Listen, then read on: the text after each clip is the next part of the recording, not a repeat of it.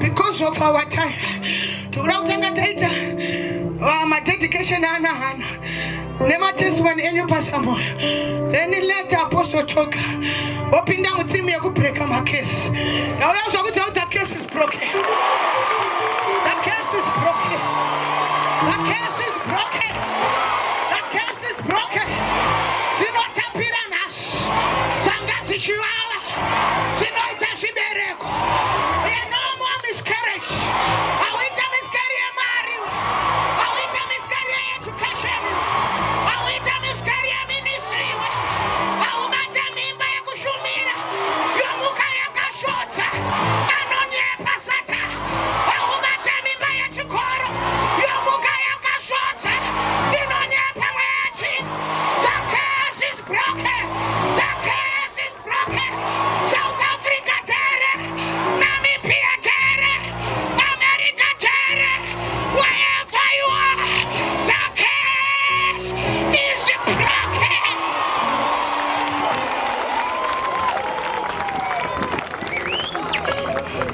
The case is broken. I got to know what you've been wanting to do. Some of them will go on to worship him. Marimuri Sularadu Irori no Pena Ausuru Ameni Asimea Ungane Paunoso Samba Aokotase Ameni Marimuri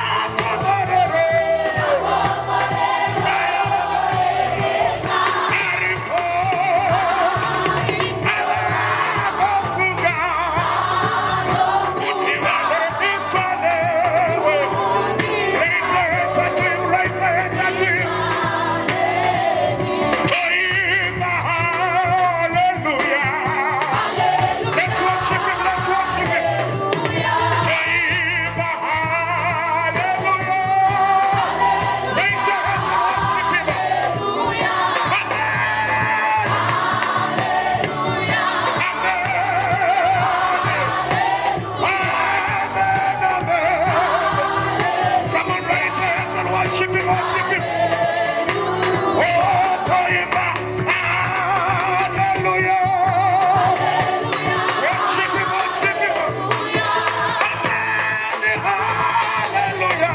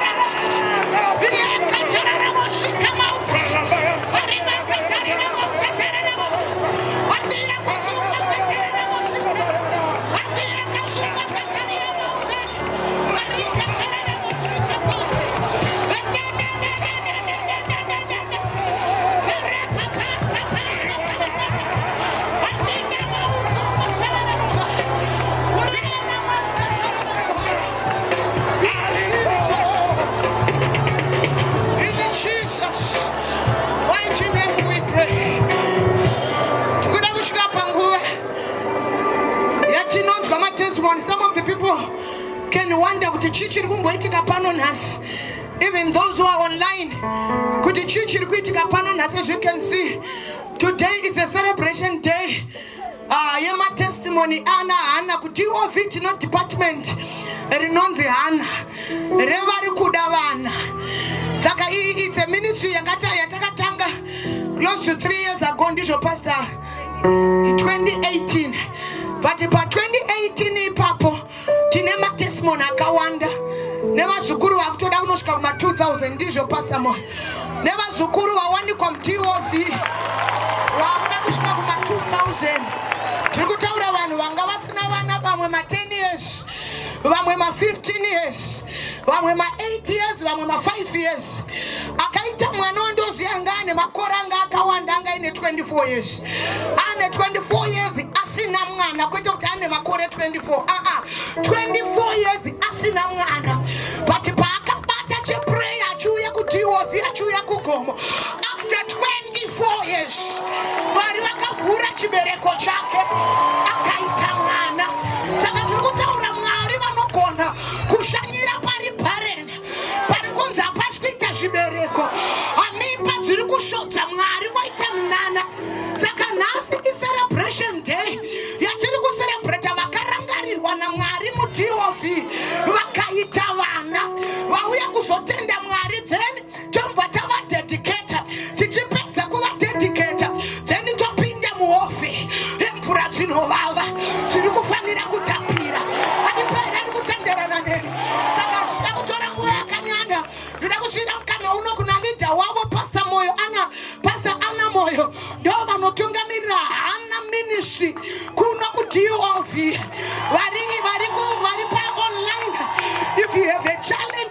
business zvichida wakatorambwa kana kuti wapa musiwo wokuramba. Tiri kuti tinaye Mwari anopa vana, akashanyira chembere vana Elizabeth, akashanyira vana Sarah. Bhaibheri rinoti ana Abrahamu vanga vatone 100 years. Tiri kuti tinaye Mwari anozvigona. But zvichida usati wambodzwa vamwe vachipupura. This is the time for you to be encouraged. But ndine kutenda kuti wese ari pagomo rino, barrenness haibate chibereko chete. Barrenness inogona kubata education, inogona kubata mari dzako, inogona kubata ministry. But pari kupupurwa nekuda kwebarrenness yezvibereko, chako chibereko chebusiness ngachivhurike, chako chibereko cheministry ngachivhurike, chako chibereko cheeducation ngachivhurike, chako chibereko chemarelationship ngachivhurike. Kana Mwari vakavhura chana hama, chako chinavhurika mangwanani ano nezita raJesu wa Nazareta. So we want to clap our hands as we give time to Pastor Moyo in Jesus' mighty name. Amen.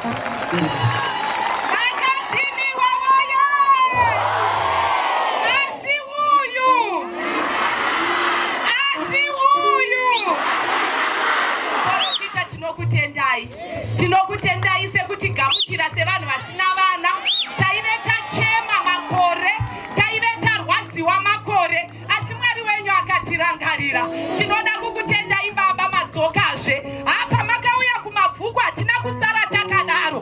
Pane vamuri kuona vari apa, pane vakatozvitakura kuburikidza nekuuya kwamakaita kumabvuku.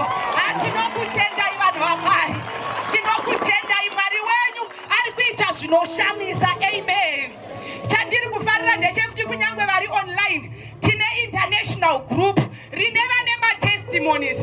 Mwari wenyu muSouth Africa umwe akaita zvinoshamisa muprofita, vanhu vachitaura kuti hatiri kutadza kuuya asi tiri kurumbidza Mwari wemuprofita, takawanirwa nyasha. Kana kuri kuhana hatina basa nezera, variko vatiri kuona ana Sarah ma24 years 23 years, gore rakapera kwakaita outbreak yema20 something, auchingonzwa kuti 21 20 vanhu vachiita vana kuburikidza neprayer. Amen. Takatanga Hana yakalaunchwa nemuprofita 2018, ndobva vailonja tikaita our first camp. Pafirst camp iyoyo mama, ndiri kutenda kuti pane vamwe vari panapa vatone vana vechitundo. Nhumbu yamuri kuona iyi, ava vane red, you can step forward. Ava vane red ava ndeyechipiri mama, kumba kwatone mwana ari kufamba.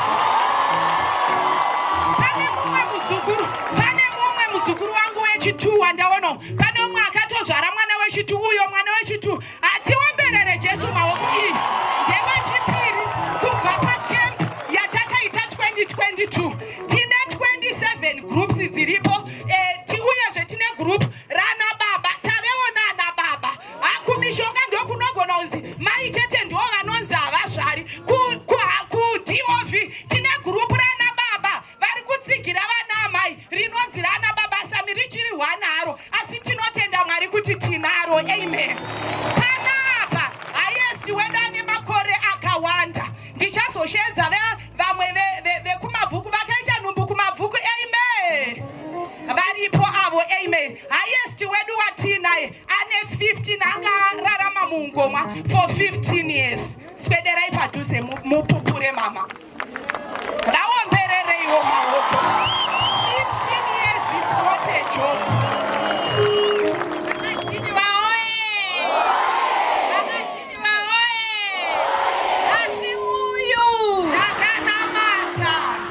Pamusoro prophetess, ini ndakaziva DOV 2018 ndichiudzwa navansisi vangu vachibva vanditi kune magroup, rega ndikutumile link, vakandipa link ndikajoina. Ndakauya tanga kuya kunoku 2018 muna November, ndakakwira gomo ndichibva ndaenda kumega all night iya yakaita kunational sports.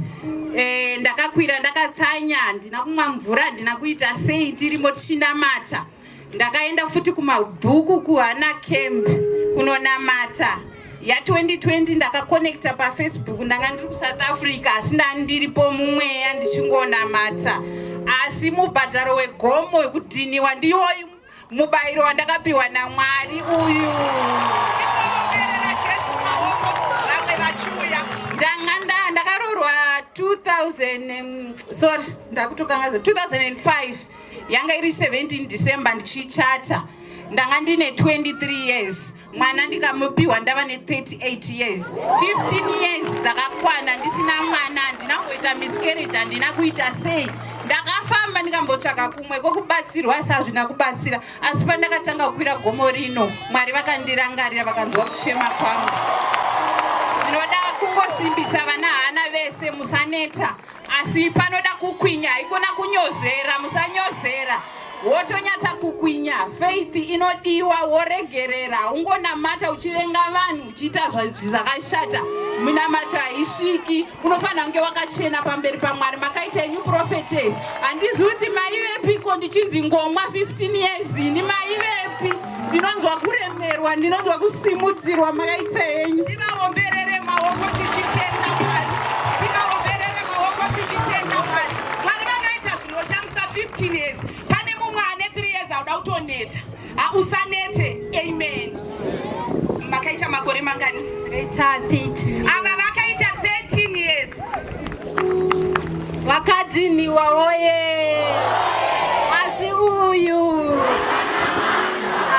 ini nandigona hangu mama nenyasha dzepagomo rineri ungomwa unorwadza asi Mwari vachandibatsira ndakajoina DOV muna 2019 tikaenda kuHatfield ndakaita nhumbu ndikaita ectopic ndikaenda padoctor vakanditi hapana zvatinogona kuita kuti nhumbu iende muchibereko ndakamboramba kuoparetwa ndikati ndinoda kubata mwana ndaneta neungomwa asi dhokta vakati hatina kwatakambonzwa nemwana akazoenda muchibereko ndakati hazvinei ndakazoenda daa kutomhanya pandakaoparetwa yanga yatove emergency cause tube yanga yatorapture dhokta vakanditi tube yatatobvisa yanga ine mwana ndo yanga iri nani yazara yakatobhenda ndakati asi Mwari ndakanzwa kuti munoisa nzira pasisina nzira ndakati panopurika ndikaenda kuhana cambi yekumabvuku pakauya sekuru Choga sekuriitirwai zvakanaka vakati Mwari kana vaona kuti havakwanisi kukupa sechipo ngavakupe sereward ndakati Mwari makatendeka the next month yacho ndakabva ndatoita nhumbu ndauya naSamuel yachine 2 months but ndiri kungonzwa kutya Mwari azvita pane vakakonekta live rega ini nekuda kwenguva yedu nditore vakaita nhumbu nekuda kweZoom vari vachikonekta paripo muprofita tiri mulockdown pamakatiitira Zoom meeting tinotoona nhumbu pano dzepaZoom saka ndiri kukurudzira vari kukonekta veZoom chingofambai mungoya panapa vakaita nhumbu nekuda kweZoom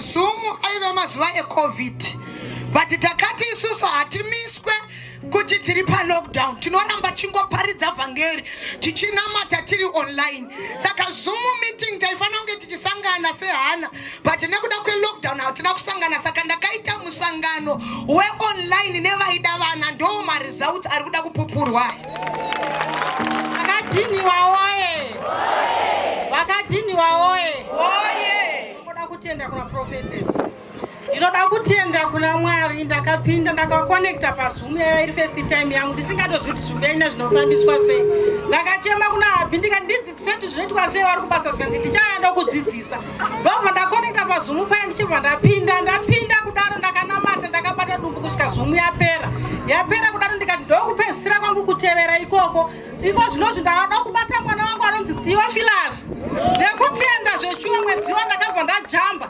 ndichibva ndabata mimba yangu zvinoita Satani ndasvika pa5 months ndokuchitanga kuzvimba miri wese ndokuenda kwaRehospital ndokunzi mune odhema dumbu renyu rakazvimba nemakumbo saka mamirira zvakaita ndeyekuti tinoda kusevha upenyu hwenyu zviri natisevha upenyu hwenyu imi mochidzoka mangwana moona specialist Dr. Moto operation ini tanga chiri chipiri chitatu chena ndikaya kuno kugomo ndikati ndezvawo tichatangira ipapo kana zvichinge zvandibata ndichibva ndanamata ndiri pano pagomo musi wechina ndichibva ndadzokera ndobva ndatiwa 2 maskani zvikanzi mwana ari normal amai vachina muri normal zvese zvaendeka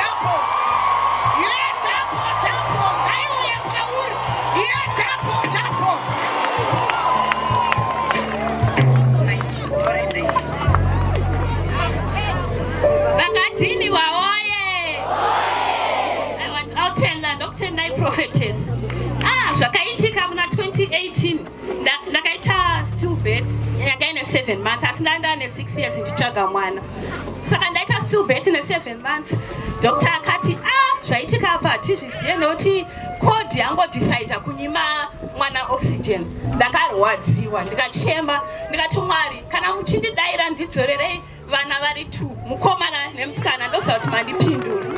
Saka Mwari ipapo ndakarota zvichiti vanhu vari pagomo vasi vari vakadzi vane nhumbu pari pagomo naprofetes vandaziva kuti Mwari vari kunditi ndiuye kunoko. Ndakauya kunoko muna 2019 pamega all night yekunational sports stadium. Ndakatakura heti yangu epink, heti yangu eblue, masocks yangu epink, masocks yangu eblue. Ndikakumbira Mwari mukomana nemusikana. Mwari vakandidzorera mukomana nemusikana Anashe Hana naKutwe Joshua. Gamuchirawo zvako mota nemba pamusoro kana kuroorwa nemuchato pamusoro digiri nekuenda overseas pamusoro ndimwari wedhapo tiri kuda kungogamuchira munhu waMwari ari pakati pedu pasamoyo vachipedzisa. Nhasi tatsukwa zvekare nenyasha dzeanointing. Tina apostol Muparinga vari pakati pedu. Imboita ruzha nemheremhere. Tina apostol Muparinga vari pakati pedu. Ndatiita ruzha nemheremhere. Vanoziva apostol Muparinga vari pakati pedu. Tinokugamuchirai munhu waMwari. Maita henyu nekuti kuta Mwari vakuitirei zvakanaka. Amen. Pastor Moyo taapapi? Rega ndingoti nditore 2 uyai munhu waMwari uyai ava vane vari kunzwa kuda kutaura testimony yavo nekuda kwenguva yedu hatichapere tese because panapa vane vana chete vari more than 50. Saka tese tikaita matestimonies hatipedzi uye vana vedu vatinavo vamwe vanoti vakaita vana vanobuda mumagroups. Zvakanaka kuti urambe uri musemo anointing mawakawanira vana. Amen. Ndiri kunyatsozviziva because paya pakatenderera poster my prophetess wainyatsonzwa vanhu vobva vanyatsoti ndinavo vana vegwana ndinavo matwins. Saka nhamba yatitori nayo isusuka itori shoma pane nhamba yevazukuru vamuinavo. Saka ingwa zvino isusu kuhana takarekodha vazukuru vemuprofita vanosvika 1600 vatinavo rekodi. Vati pane vamwe vari kunze kwenyika, pane vamwe vasina kuuya pano nekuda kwemabasa uyezve last week vamwe vaifanirwa kunge vari pano my prophetess 2. Mumwe wacho atotogara teso akasununguka nezuro akasununguka mwana mukomana. Vamwe vakauya panapa vakasununguka zvekare. Saka kune tucheche turi kumba usatarisa hako nhamba iri pano. Mwari wemuprofita vari kuita zvakakora asi uyu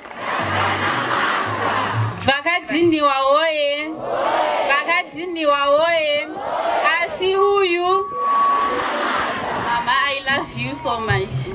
Ndinokutendai mama nekumira kwamakaita neni kuti ndizobata mwana wandakabatawo. Yangu nyaya yakamira yakadai. Ndakaroorwa iti 31 zvakaoma kuti wanonoka kuroorwa woshaya mbereko.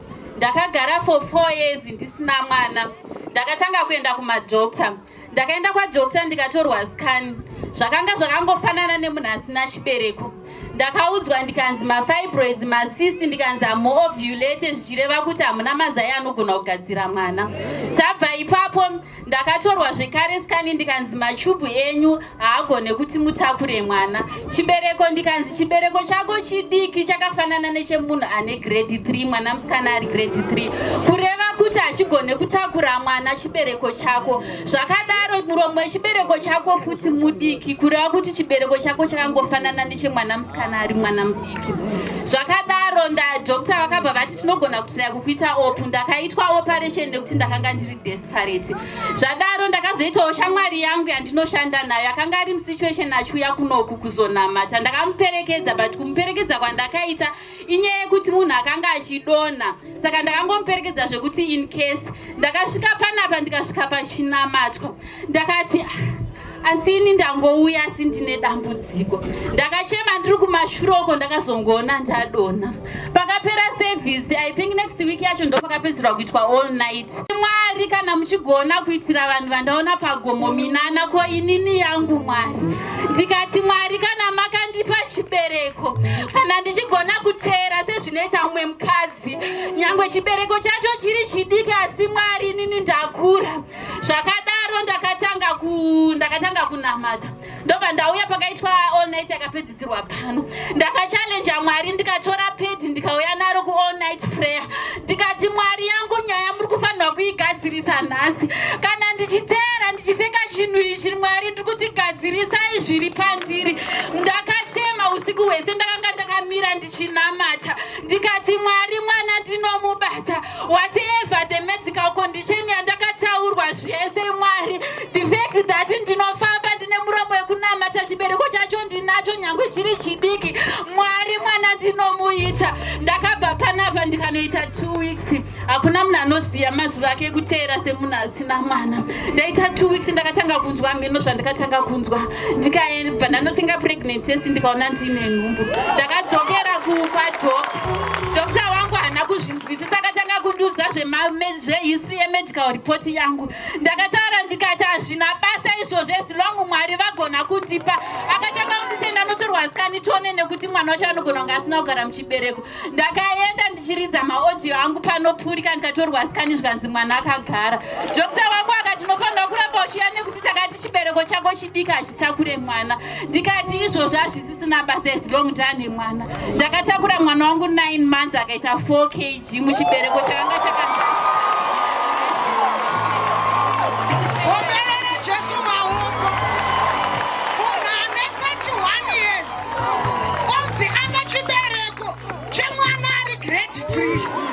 Satani akajaizwa. Wechina yakajaizwa. Tiri generation after the cross. Wedu Mwari akaenda pamuchinjikwa. Akabva akapinda muguva. Haana kuorera imomo.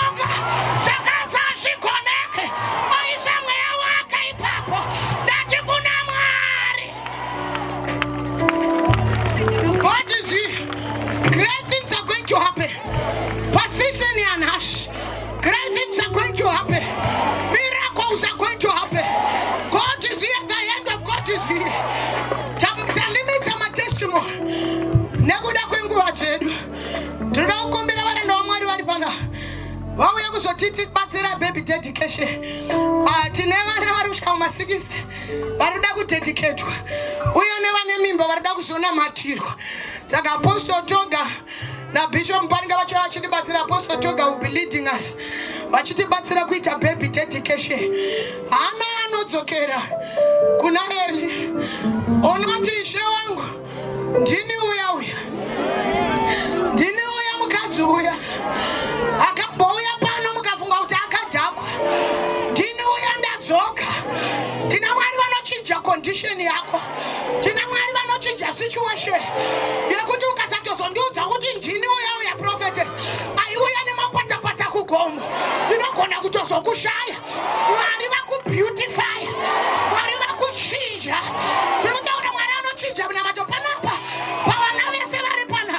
Hapana akaenda kun'anga, hapana akamwa zvinovava, hapana akasungirira mazango muchiuno. Vakadzi vese vari panapa vaienda pamabvi vachiita sevadhakwa, vachinamata vachiungudza, asi Mwari ndiMwari anoropafadza. Yako inonaka. John Anondivo, this is the confidence that we have in our God, that if we ask anything according to His will, He hears us. If we ask according to His will, He hears us. And when He hears us, He grants us our petitions. Tinaye Mwari anonzwa. Wenda hasi matsi ndosa Elijah akaparafo akati shida wenyashanya ndedzerai futi kana kuti akotsira ndiwedzerai volume. Elijah akati wangu nyangwe ndikataura nekazeveseve anonzwa. Wangu harare, wangu ashanye rwendo pandiri ndo paanenge ari. Tinaye Mwari anoita munana. Tinaye Mwari weprayer. Our confidence as TOV is prayer. Let me repeat it again. Our confidence as TOV is prayer. Prayer is our priority. Saka tinoda kuomberera varanda vaMwari vachifamba vachiuya kunoku. Ombera varanda vaMwari vaomberere vachiuya kunoku. I will lead this time to Apostle Toga vachititungamirira.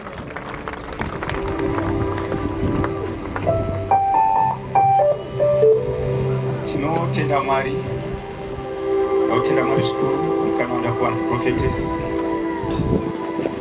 Ndakunamatira vana vedu. Irikunzi special dedication. Tiverengere shoko raMwari kana tichibvira 1 Samuel chapter number 1. Yes. Baba verse number 17. Chienda. Thank you, Lord.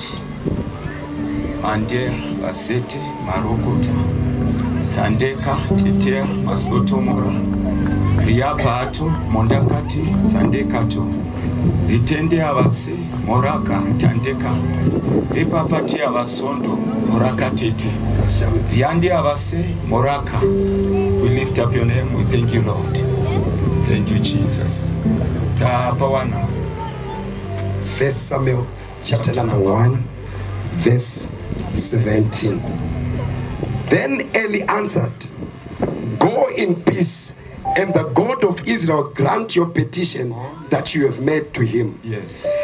And she said, "Let your servant find favor in your eyes." Oh, yes. Then the woman went away and ate, and her face was no longer sad. Yes. 19. They rose early in the morning and worshipped before the Lord. Yes. Then they went back to their house at Ramah. And Elkanah knew Hannah, his wife, and the Lord remembered her. And in due time, Hannah conceived and bore a son. And she called his name Samuel, for she said, "I have asked for him from the Lord." Yes. 21.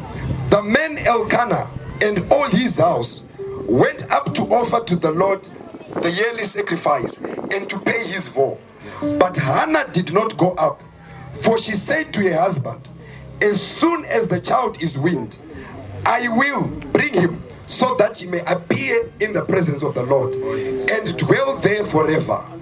Elkanah, her husband, said to her, "Do what seems best to you. Wait until you have weaned him. Only may the Lord establish his word. So the woman remained and nursed a son until she weaned him. And when she had weaned him, she took him up with her along with a 3-year-old bull, an ephah of flour, and a skin of wine. And she brought him to the house of the Lord at Shiloh. And the child was young. Then they slaughtered the bull, and they brought the child to Eli. And she said, "Oh my Lord, as you live, my Lord, I am the woman who was standing here in your presence, praying to the Lord. For this child I prayed." Hallelujah. Chiri kura kuna mata yatikuti dedication. Shukura Mwari utaura chiti. And Hannah brought back the son. Akazvintroducer yes kuna Eli. Akataura zvakanga zvaitika pa previous prayer. Indotenda kuti Eli wakatanga kutaura again. Akatarira mwana iye yatikuti dedication. Maskati want to speak over the children, to make my declarations over vana wedu. We want to bless our children. Yes, we want to speak over them, what they will become. We want to create their future from now. Yes, we want to put a hedge around them, the hedge of preservation. Yes, Father, in the name of Jesus. Takuna mata wanomari andi avasete mareka mandeka tutu musanda retete amasende mareka. Baba, once again we thank you for the gifts, the children. What now? Baba, we thank you. This is your blessing. Baba, in the name of Jesus, thank you, Lord. Again we say thank you. Baba, as we are holding these children, Baba, in the name of Jesus, we bring them back to you. We bring them back to you. We bring them back to you. Baba, in the name of Jesus. Father, in the name of Jesus, in the name of Jesus, we bless these children. We bless these children. They shall grow up to be stars. We release the summer anointing upon them. Father, in the name of Jesus, the summer anointing upon them, anointing of leadership. Father, in the name of Jesus, they shall be people of influence. Yes, in the name of Jesus, they shall be honored in their lives. Yes, in the name of Jesus Christ, we release the anointing of Samuel upon them. Father, in the name of Jesus, we disconnect them from bloodline cases. We disconnect them from generational cases. In the name of Jesus, we declare them blessed. The sicknesses and diseases, Father, in the name of Jesus, that may move in the land, they will not touch them. We cover them with the blood of Jesus. We cover them with the blood of Jesus.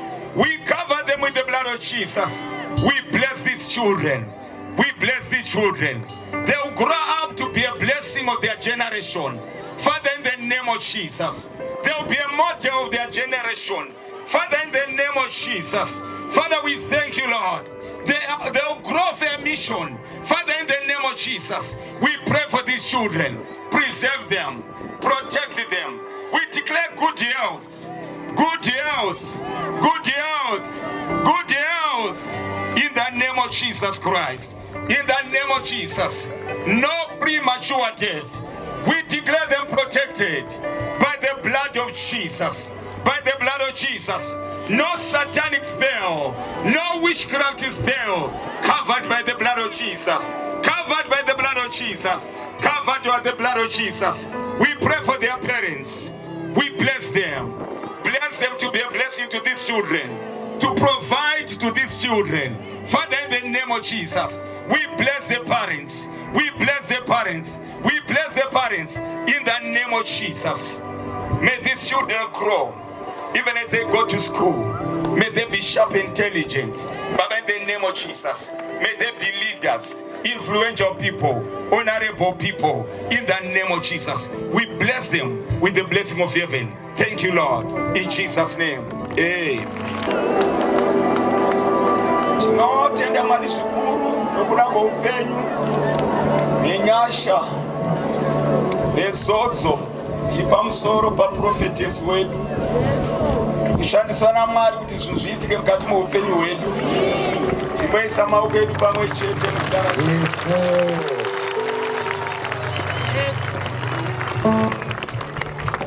Tichada kufamba zvishoma chitaura nechinhu changa chatotanga kutaurika. Topic iri pano, it's a heavy topic. Iri kuburutsa a heavy anointing. Your case will not escape a miracle. Amen. I said anointing iri pano, your case is not going to escape it. Amen. Today is that day. Is the day. Today is that day. Is the day. Ndiri kuda kutaura pamusoro pechinhu chinonzi case. Chinhu changa chitaurwa navanhu vaMwari pano. Tiverenge kubva mubhuku ya 2 Kings.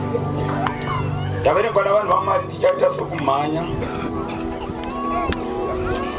2 Kings chapter number 2 verse 19.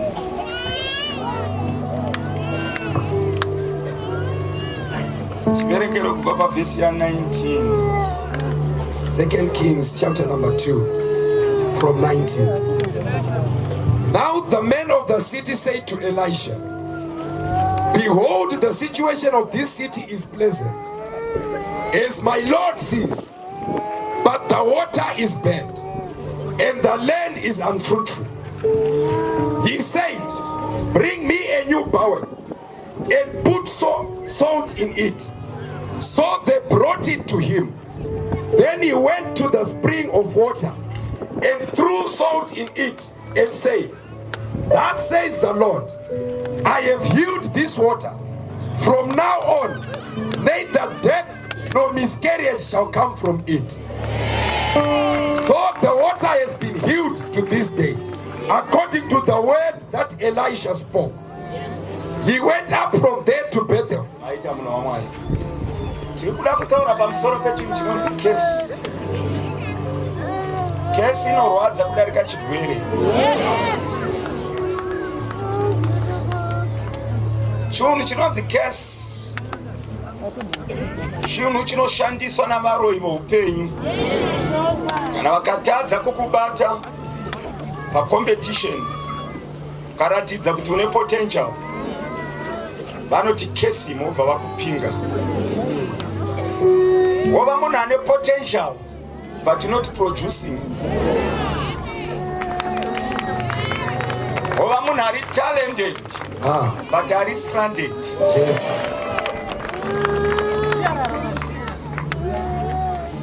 Wova munhu ari skilled but denied access. Chinhu chinonzi case chakafanana negomarara. Gomarara chinhu chinodikwa nen'anga navaroyi. Kana muti iro chotovapo pamuonde uyo,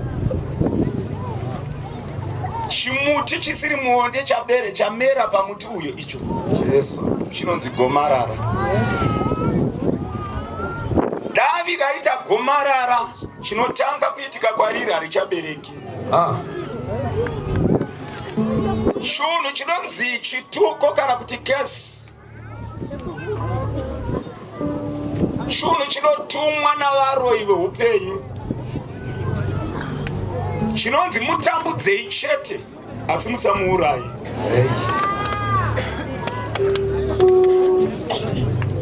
Chinhu chinonzi case ndechekuti unonyatsonzwa potential, uchinzwa ndakatakura potential, I'm loaded.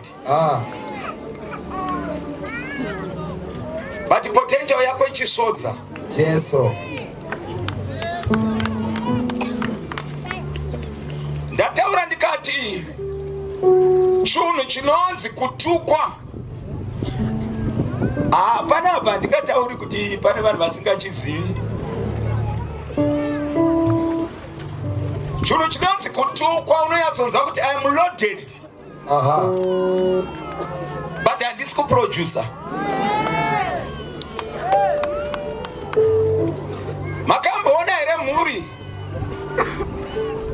Dzinogona kunzi ndikanditange chidai.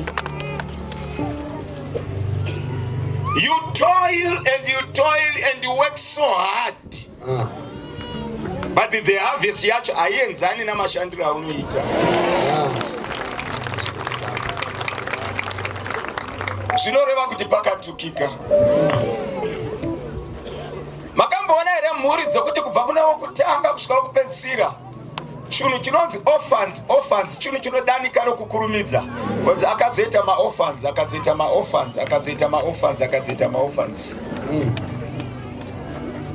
Chinhu chinonzi widow mafamilies achiri chinhu chinoshamisa kuti she is a widow, the sister is a widow, the other sister is a widow, the other one is a widow. It's a case.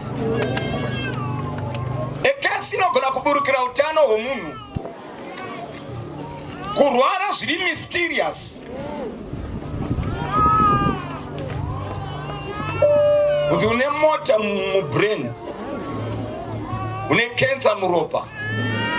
It's a case. But mushonga wechiro chinonzi case kuchibreaker. Kuchibreaker. Pane varume vaviri vanzi Barak na Balaam.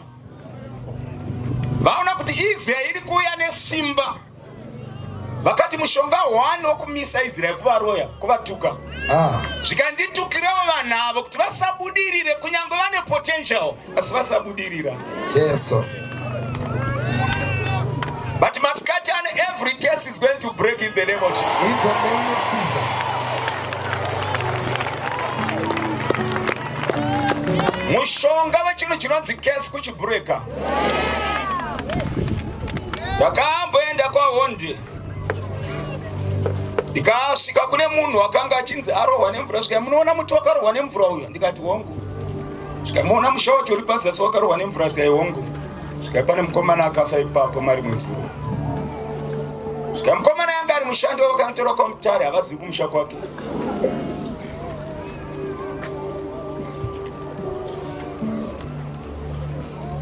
Nobva vachisimuka kuenda kwamutare svika wakabva kuchipinge.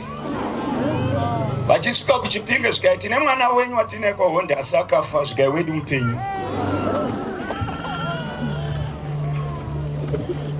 Ndakataura ndikati, vakati kuti tingosimuka kubva kuchipinge kuuya ikoko tangai maita zvakati. Ndikataura ndikati nyaya iyi ikasaunzwa pamuchinjikwa, after 20 years vachanzwa kuti pane mukomana wakafira mumusha umu. Chinhu chinonzi case chinogona kuti vanhu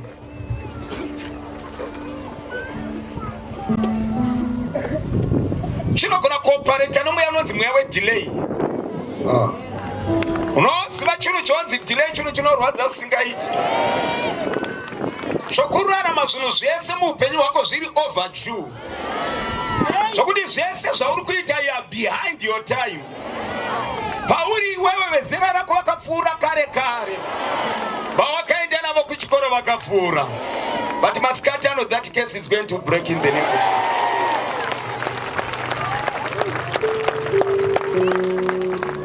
Mushonga wechinjonzi case kuchipwanya, kuchibreka. Munana wokutanga wakaitwa na Elisha agamuchira double portion kubva kuna Elijah. Waive munana wokuporesa Jericho. Takaverenga pese pakushumira kwa Elisha. Elisha waihendla chinhu chinonzi cases. Akasvika kwave nomurume wainzi Naaman. Unonzi wairwa hondo usingaiti. Waive nepfuma yako, waive nembiri waizivikanwa. Asi unonzi waive namaperembudzi. Blessed, prosperous, famous, but cursed. He was so mighty. He was so famous. He was so wealthy, but cursed. Unoziva chinhu chonzi curse. Chinhu chinoti waverenga mablessing ako kuti ndine motikari, ndine imba, ndine madegree 4. Vakanzi plus curse inodzima zvose zvawaverenga pamusoro. Curse Chinhu chinodzima kunyangwe chinhu chauri kuti kuropafadzwa chiri mukati muupenyu hwako. Mushonga wachinhu chinonzi curse kuchibreka. Totenda Mwari nekushumira kukunamata prophetess. Curse inobreka. Naaman wakaburukira kuSamaria achitarisira kunonamatigwa.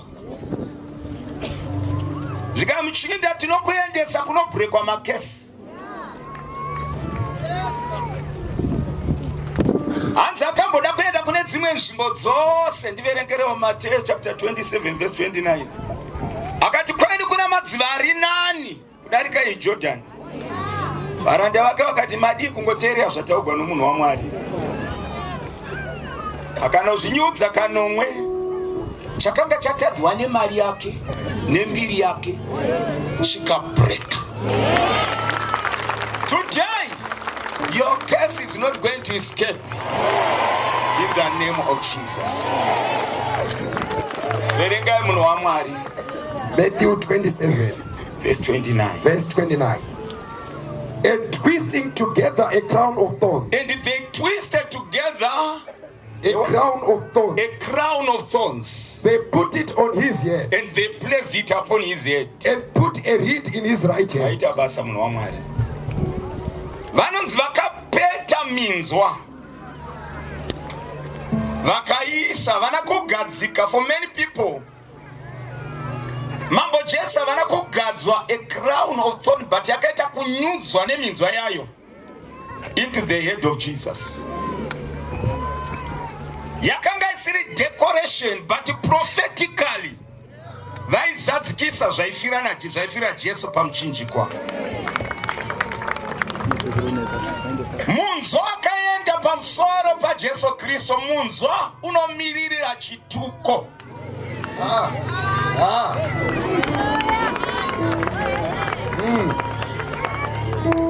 Ende pavakaisa minzwa pamusoro paJesu vaireva kuti curses be upon Jesus. Eshoko raMwari rotaura chiti ropa rakabuda musoro maJesu Kristo was the blood to break every curse. Ingave iri pano masikati anaya. Ingave curse in your marriage. Ingave curse in your finances. Ingave curse in your businesses. Ingave curse in your children. Ingave curse in your marital life. Ingave curse wherever it is in your ministry. The blood that was shed from the head of Jesus, because of that crown of thorns, it was the blood that was handling the cases in your life.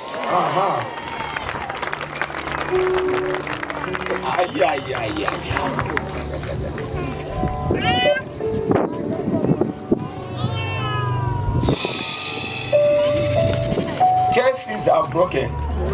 You know, ziva prophet pano pani vanhu vaMwari vari pano. Vafundiseni. No, gona kutungamirira church. Chimufandi chimuka wena. Uchishanda, uchiparidza, uchibuda, wakadikitira, wakatsvetera inzwi, wakasweta, wakaisa tauro muhuro. Pasina chabuda. Jesu. Unogona kunamatira munhu agoropafadzwa agosiya kukava yedhonga achienda. Yoreva kana uchitaura chinhu chandiri kutaura pano. Vanhu vanobudirira vachienda kuchechi dziri nani vachikusiya uri muna mumako iwomo. Asi vabudirira nezo dziri pamusoro peupenyu hwako. Kune murume une widho yake yakaenda kuna Elisha. Ndati Elisha waidhila nezvituko. Zvikai murume wangu aive mufundisi, munomuziva imi. Murume wangu aive apostle wakaparidza hapana usingamuzivi munhu. Asi kumba uko kune vauya vanoda chikwereti. Vana vakutoenda kuita varanda izvozvo. Unoziva chinhu chonzi chituko kana chisati chatendekwa sezvatayo kuchiita iko zvino chinoramba chakavanda. But paunochiona uchitaurira kuti you are broken, it is going to break. Hey! Maskatano uchatari ya upenyu wako kuti ndizvo ere izvi. Chituko chakafanana nechikofa wena isakabva kumasvingo. Ukaona nhangara itake black chonzi chikofa. Chikofa chofana kutendekwa kuti that thing break in the name of Jesus. Ikai vana vakutotogwa nezvikwereti vana vabishop. Unoziva pano prophetess muchiti equipa neprayer. Vana veitofana kuequipa kuti tigone kusimuka spiritually, tigosimuka physically. Jesu. Usasimuka chete one side. Fight your battles from both sides. Moses akanzi maAmerika idzaya haruine air force chete haruine ground force. Yes. Rova izvese. Moses pagomo, Joshua pasi. Unoziva kune vanhu vanenge vari high spiritually but pasapa pakaora. But maskata ndiri kuti that curse must break in the name of Jesus. Hazvigoni kuti uve prayer warrior zvinhu zvakaora kudai. That curse must break in the name of Jesus. Hazvigoni kuti unamate nezodzo rauinaro iro zvinhu zvakamira izvo. That curse must break in the name of Jesus. In the name of Jesus. Hanzi Elisha akati ndokuitirei nemba mako tirape chituko. Aiwa kana namashavi nhasi anofana kuenda mosa kuna vanhu vanosvikirwa. Hakuna mudzimu unotendegwa pano. Hakuna shavi rinotendegwa pano. Hakuna wakandetembegwa unotendegwa pano. Hapana nemhiko unotendegwa pano. That curse must break in the name of Jesus. That curse must break in the name of Jesus. Must break. Noziva kune vasikana vakanzi vasikana vomusha. Jesu. Ndo musha. Jesu. But that case must break. It must break. Apana vaitaura zvevafundisi. Wakataria vana vako so uri mufundisi wakataria vana vako so. Asi ndo chose richifundisi. That curse must break in the name of Jesus. It must break. Elisha waiva muprofita ukuporesa makesis. Asi zvino vana vakomana vaprofita vakaenda kuno tanha murivo. Nobva vauya muno mwane nzvimbo yake murivo zvikaisa mupoto tibike tidye. Asi hanzi pakushava ipapo pano mwakaunza murivo une rufu.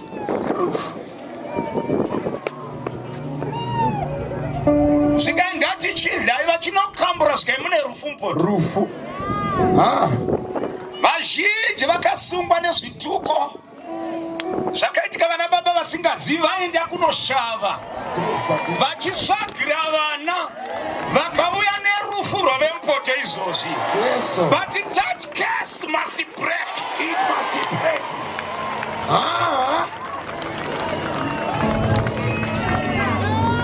Unoziva uyo akauya nazvo anomboziva ndavigira vamwe rufu.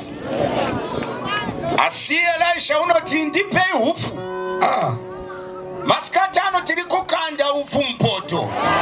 That curse must break. Must break. In the name of Jesus. That curse must break. It must break. In the name of Jesus Christ. Yes, sir. Kituko wana wamatatu wapatuze nukunamata. Wapatuze nukunamata izosu. Sekutogo kwakaitwa munyuka neiswa the sources of the water. Jericho ikapora. Jesu. Dai murume akanga akapfeka ngude yeminzwa padanda. For one reason. Yokuendela chinhu chati kuda kuendela masikati anaya. Chinonzi case. Ngati chinhu chonzi case. Yes. Unoziva kana case iripo. Unoramba uchingoramba uchoti fail.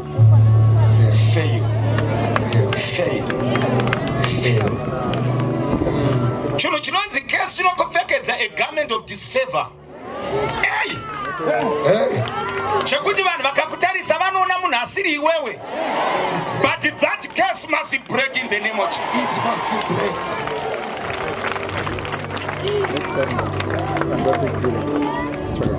When you're under a curse, my doors are not very mysterious. When you are under a curse, children's rejection, children's isolation, so easy. When you are under a curse, children's pain, achivumba mako, kurwadziwa akupi. Nekuti curse yakatumwa kuimutambudzei samurai. Let him suffer, no death. But to die, that's the reason why the crown of thorns was upon his head. That curse must break. It must break. Galatia chapter 3, verse 13. Taukutona matawano wamachi.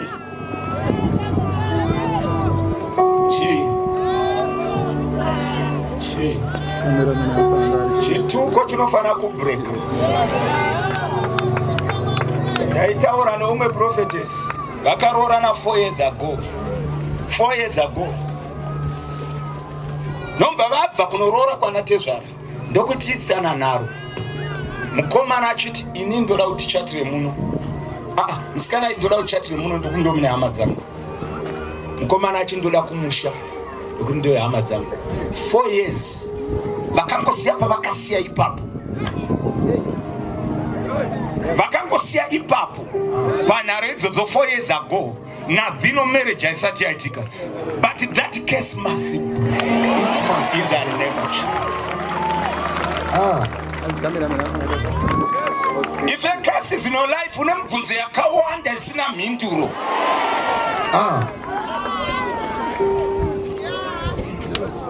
But one thing that we know, Jesus became a curse. My God. My God. Jesus became a curse. And I cannot be a curse again. I cannot.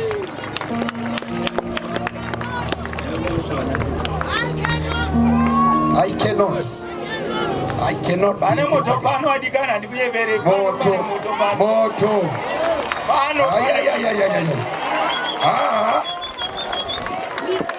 Kana panga pane miko dzakakurinda wena nhasi dzikuenda. Dzinoenda. Kana panga pane madhimoni ari kukufudza nhasi ari kuenda. My God. Nechikonzero chokuti pano wakarembera. Zvigai watukwa iye warembera padanda. Handichatukike zvekare. Yes, sir. Hey.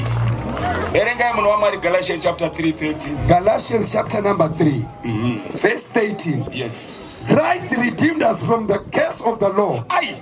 By becoming a curse for us. He became a what? A curse for us. He became a what? A curse for us. He became a what? A curse for us. For it is written. It is written. Cursed is everyone who is hanged on a tree. It is written. Cursed is everyone who is hanged on a tree. It is written. Cursed is everyone who is hanged on a tree. I don't mind the curse that is upon your head. The curse that is in your blood. Today that curse must break. It must break. In the name of Jesus. Hanzina prophetess is todzitsa kunamata. Munhu onamata. Mushonga wechituko kuchibreka. Kuchibreka. Unoziva mukadzi unonzi Jezebel. Waiziva kuroya nokutuka. Jezebel. Uri mighty prayer warrior sezvaurizi. Ukave naJezebel mukati meupenyu hwako unoita dofu.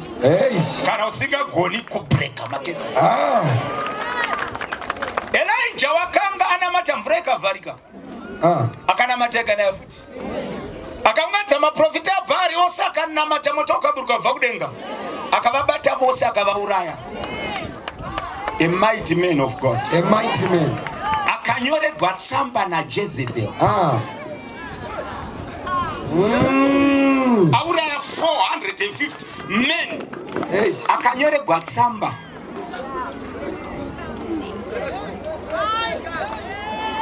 Murume mwechete waiburutsa moto kubva kudenga. Akamhanya nesimba rake rose. Yesu. Zoda kutaura simba rekesi. But a curse must break. It must break.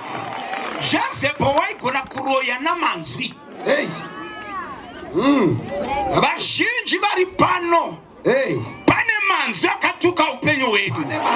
But manzwi wayo cannot go unjudged. Today every statement, negative word that have been spoken over your life, may it break in the name of Jesus. In the name of Jesus. Hey.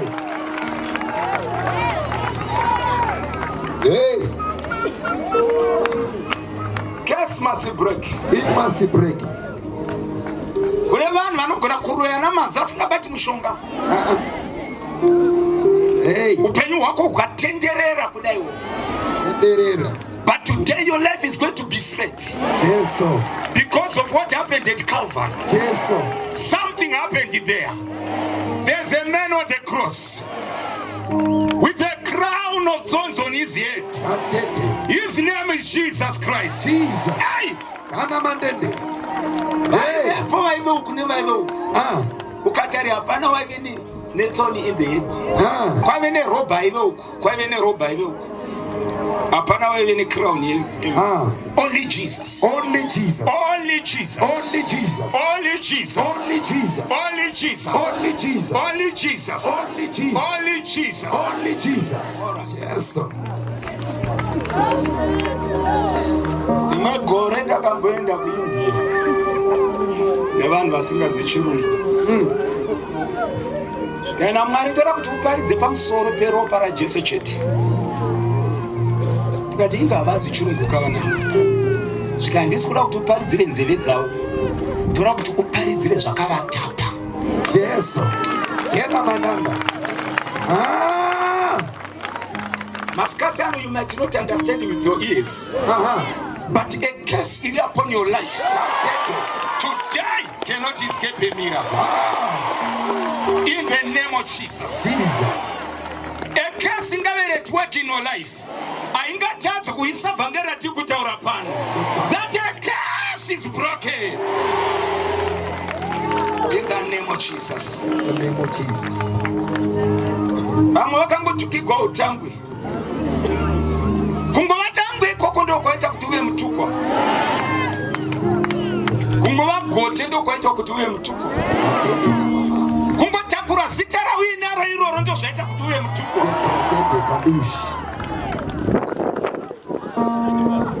But no matter how a case came into life. Matthew 27 verse 29. They twisted a crown of thorns and placed it upon his head. The curse is on Jesus' head. Tawakuna mata wanu wangari. Chi. Unawaziva kuna demoni iri kusimuka mazuano. Asina mana matiro aya aripano pagomu. Zigori yatiro arifane kumira.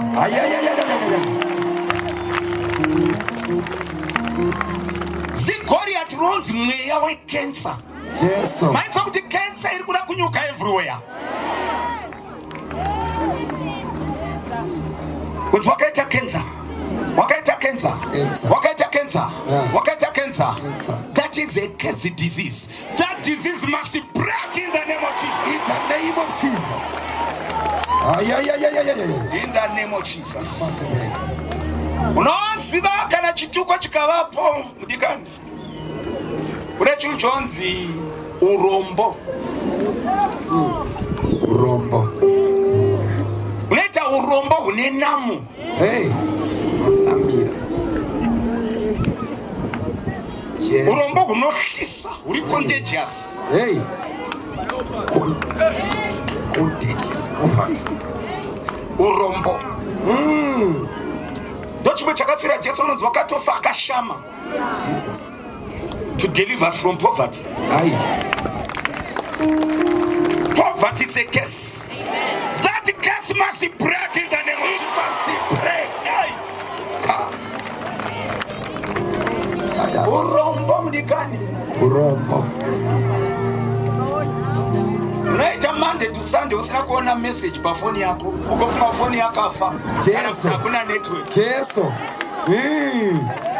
Uko restart. Vanhu vachingoteta chete kukutanga neurombo hwako.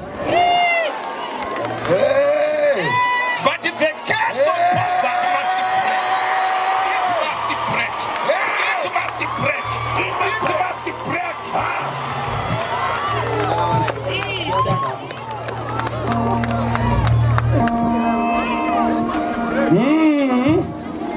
Curse yacho unoziva zvainoita. You can gather things together. When a curse is there, it scatters it. Scatters. Jesus. When a curse is there, you may rise up, but a curse will pull you down. But today, any manifestation of a curse in your life, today, the anointing today is going to unlock it. May it be located in the name of Jesus. In the name of Jesus. And it is not going to escape. Ndataura vanhu vamwe tikati mushonga wechinhu chonzi chituko. Wenda chamashavi ekumusha kwako. Nokuti zvimwe zvituko zvakauya nesungano dzakaitwa imwe usipo. But that curse must break. It must break. And ari kuzobreaka that curse. It's you. Matthew 27 verse 29. You know the reason. You know how you are going to break curses today. Jesus became a curse for me.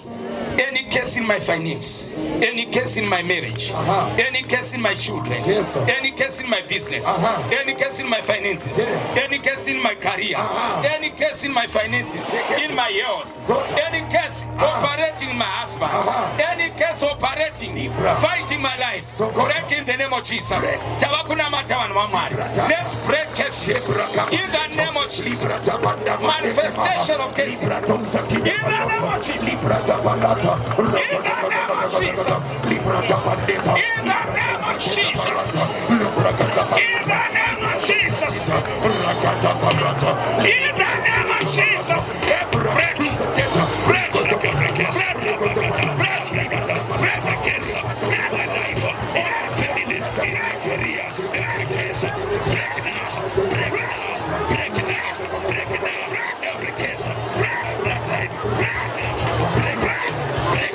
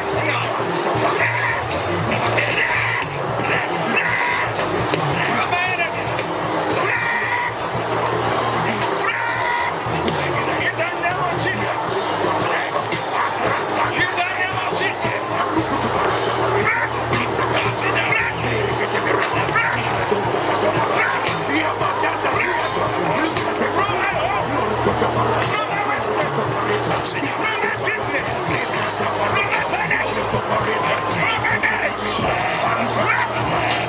Break. You curse of the enemy. You curse of the enemy. Break. By the reason of Jesus.